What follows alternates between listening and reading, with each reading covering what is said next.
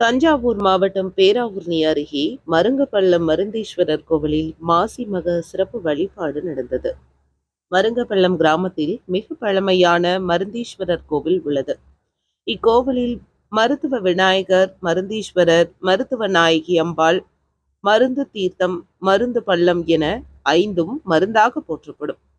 இக்கோவிலில் திங்கட்கிழமை தோறும் சூரிய உதயத்தின் போது காலை 6 மணிக்கு ஸ்ரீ ருத்ரபாராயணம் செய்து சிவனுக்கு பாலாபிஷேகம் செய்து வழிபட நமக்கு நீண்ட ஆயுளும் திருமண தடை நீங்கி கல்வியில் சாதிக்கலாம். மேலும் மருத்துவத்துறையில் பயின்று சாதிக்க அளவற்ற அருள் பாலிக்கக்கூடியவர் மருந்தீஸ்வரர்.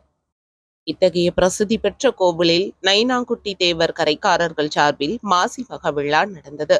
விழாவை முன்னிட்டு மருந்தீஸ்வரர் மருந்து தீர்த்தத்தில் நீராடி ரிஷப வாகனத்தில் சுவாமி வீதி உலா நடந்தது. திரளான பக்தர்கள் கலந்து கொண்டனர்.